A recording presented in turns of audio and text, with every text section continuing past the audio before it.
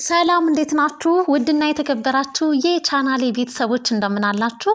ባላችሁበት ሰላምና ጤናን እመኝላችኋለሁ። ዛሬ እንግዲህ በተወዳጁና በልብ አንጠልጣዩ በግፈኛዋ ሴት እና በሰራተኛዋ ፍጥጫ እንግዲህ በትሁት ድራማ በክፍል 22 መተናል ማለት ነው።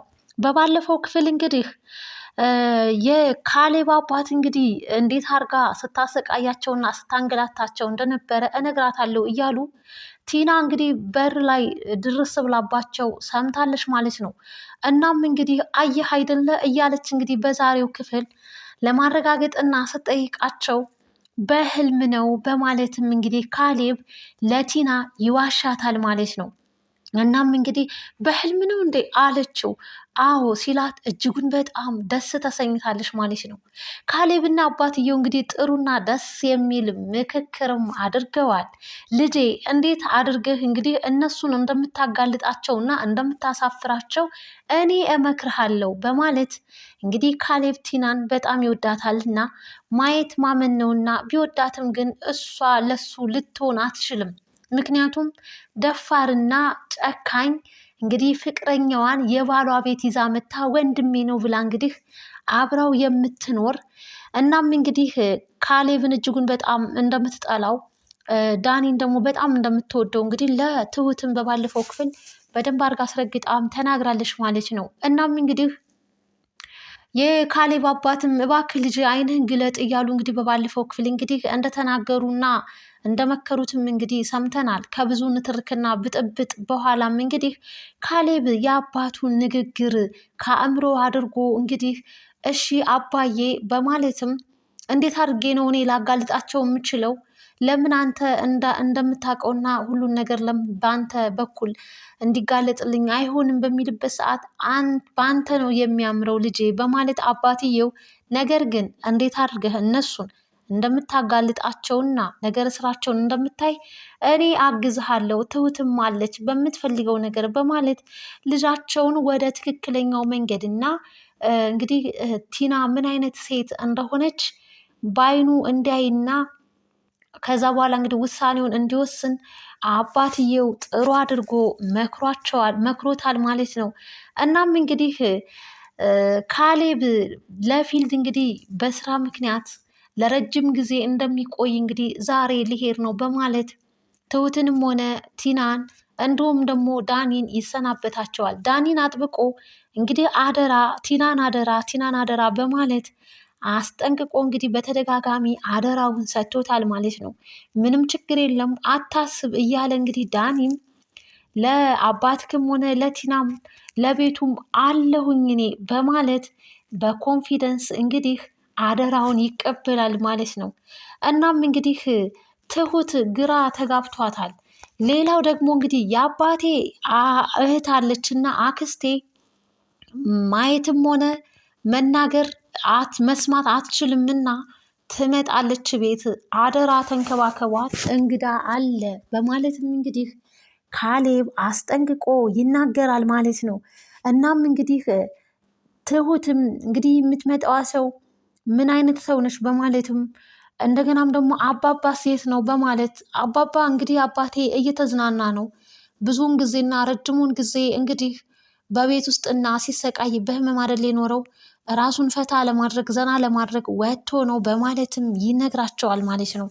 እናም እንግዲህ እኔ አሁን ላይ የአባባ ነገር ያው ከብዶኝ ነበረ፣ ግን ደግሞ ሌላ ሰው ጨምረክ ቢጫወቱባትስ ቲና ጥሩ እንዳልሆነችና ከትሁት ጋር ያው በጥሩ ነገር ውስጥ እንዳልሆኑ ለካሌብ ደጋግማም እንግዲህ አስጠንቅቀዋለች ማለት ነው። ካሌብ አይ እሷ ምንም ችግር የለም ራሷን ትከላከላለች፣ የሚያስቸግሯትና ካልተመቻት መሄድ ትችላለች፣ ምንም እንኳን መናገርና መስማት ባትችልም ራሷን ግን አትጥልም ብሎ ካሌብ እንግዲህ አስጠንቅቋል።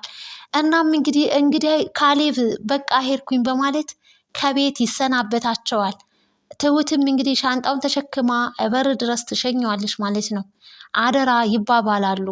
እናም እንግዲህ እኔ ቲና የምታስቸግረኝ ከሆነ እኔ እናንተ ላንገናኝ እንችላለን፣ እኔ መሄድ አለብኝ ድጋሜ የምትረብሸኝ ከሆነ በማለትም ለካሌብ ታስጠነቅቀዋለች ትሁት። ካሌብም ምንም ችግር የለም በማለት እንግዲህ ካሌብም ቻው ብሏቸው ቤተሰቡን ይሰናበታል። እሱ እግሩ ከመውጣቱ ሙዚቃ ከፍተው ዳኒና ቲና ተቃቅፈው እንግዲህ መደነስ ጀምረዋል። እናም እንግዲህ ትሁት በሩን ክፍት አድርጋ ስትገባባቸው ዳኒ ይሽለጠለጣል፣ ይሽጎጠጎጣል። እናም እንግዲህ ፈርቶም የሚያስፈራ ወንድ ነው። ከወንጀል ነፃ መሆን ይፈልጋል። ደግሞም እንግዲህ የሰው ሀብትና ንብረትም ፈላጊ ነው። እናም እንግዲህ እሷ ግብት ስትልባቸው አገላምጣ ስትመለከታቸው ሙዚቃውን ቀነሰው። ምን ፈለግሽ አሏት። እናም እንግዲህ ቁርስ ላቅርብ እንዴ ስትል እኛ ለራሳችን እናቀርባለን በማለት እንግዲህ ቲና ትነግራታለች ማለት ነው። እናም እሺ ብላ እንግዲህ ትሁትም ወደ ኪችን ትገባለች። ኪችን ከገባች በኋላም እንግዲህ በመጀመሪያ እንግዲህ ካሌብ እንደሚሄድ ወደ ስራ ስትነግራት ነግሮኛል አለቻት ትሁት ማለት ነው ለቲና። ለአንቺ በቃ ሁሉን ነገር ማሳወቅ አለባቸው ማለት ነው። ሁሉም እንግዲህ ቲና ትክክል እንዳልሆነች ስለሚያውቁ ለትሁት ያግዛሉ። እና ቆይ እነሱስ እሺ አንተ ደግሞ አሁን ምንድን ነው ለእሷ የምታግዘው እያለች ዳኒን እየጨቀጨቀችው ነው። ዳኒ ምርር ብሏል። እኔን በቃ ከዚህ ጉዳይ አስወጭኝ፣ ማንኛውንም ነገር ልናደርግና ልንሰራ የምችለው በሲስተም ነው፣ በብልጠት መሆን አለበት፣ በጥላቻ አይደለም፣ በጠብ አይደለም እያለ ዳኒ እንግዲህ ይነግራታል ቲናን ማለት ነው። ቲና እንግዲህ ትሁትን እጅጉን በጣም ትጠላታለች። መንገዴ ላይ የቆምሽ እንግዲህ ጠላቴ አንቺ ነሽም ብላታለች። እናም እንግዲህ ሴትዮ እባክሽን ተይኝ፣ እኔ ይሄ ስራ ቦታዬ ነው፣ የምትፈልጊው ነገር ከሌለሽ ውጪ ከዚህ ብትላትም ቲና ልትሰማት አልቻለችም ትሁትን ማለት ነው። እናም እንግዲህ ሲጠናባት ትሁት ከኪችን ለቃ ትሄዳለች ማለት ነው። እንግዳ የምትባለዋ እንግዲህ የአባባ እህት ትመጣለች ተብሎ ነበርና መጣዊ ብላ እንግዲህ ወደ ቤት ከነሱ ጋር ተቀላቅላለች። እና ራሷን ተኮናንባ ግማሽ ጎኗ ብቻ ነው የሚታየው። ነገር ግን የምርም ይቺ እውነት የአባባ እህት ነች ወይንስ ካሌብ ነው?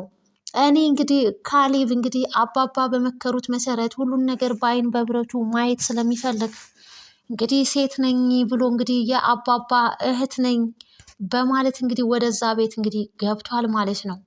ካሌብም እንግዲህ ሁሉን ነገር እንግዲህ ራሱን ሽፉንፉን አድርጎ ቲና ለሰው ያላትን ንቀት እንዲሁም ደግሞ ከዳኒ ጋር ያላትን መለጣጠፍ ዳኒና ቲና ምን እንደሆኑ እንግዲህ እስከ መኝታ ቤት ድረስ እንዴት እንደሚተኙ እያንዳንዱን እንዴት እንደምታመናጭቅ ከሳሎን አስነስታ እንግዲህ ኩሽና እዚህ ካንቺ ጋር አብራ ትቀመጥ ብላ እንዴት እንዳመናጨቀች እንግዲህ ተመልክተናል ማለት ነው።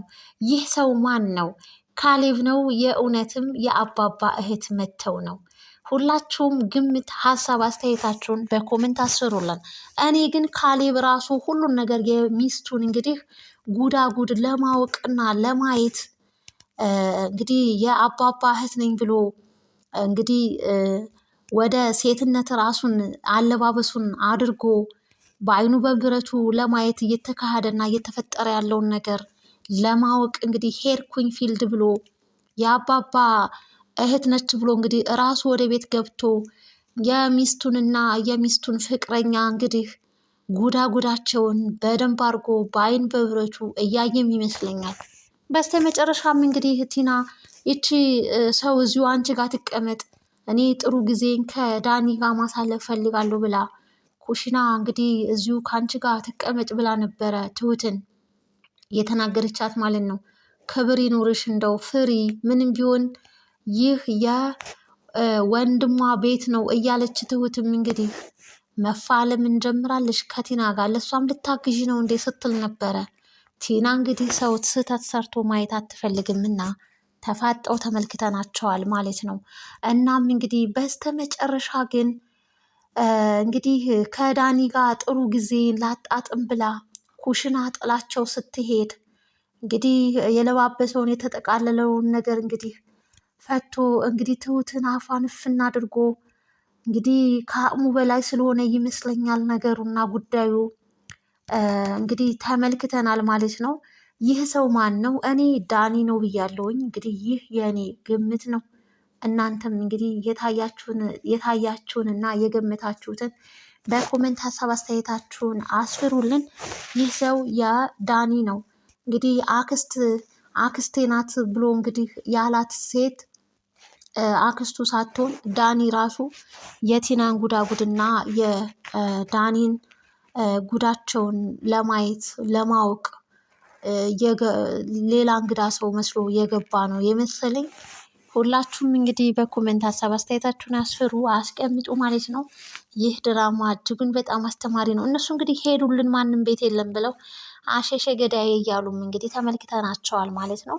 ካሌብም እንግዲህ ሰርጎ ገብኖ እንግዲህ ራሱን እንግዲህ አለባበሱን ቀይሮ ሴት መስሎ እንግዲህ ወደ ቤታቸው ገብቶ ጉዳጉዳቸውን እያየ ተመልክተናል። ከዚህ በኋላ እንግዲህ ምን ይፈጠር ይሆን? ቲናና ዳኒ ጉዳቸው ፈላ ማለት ነው። ውድና የተከበራችሁ አድማጭ ተመልካች ቤተሰብ ይህንን ቻናል ላይክ፣ ሼር፣ ሰብስክራይብ በማድረግ እንግዲህ አበረታቱኝ ማለት ነው። ሀሳብ አስተያየታችሁን በኮሜንት ባይ ባይ። ቀጣይ ክፍል እስክንገናኝ ቸር ሰንብቱ።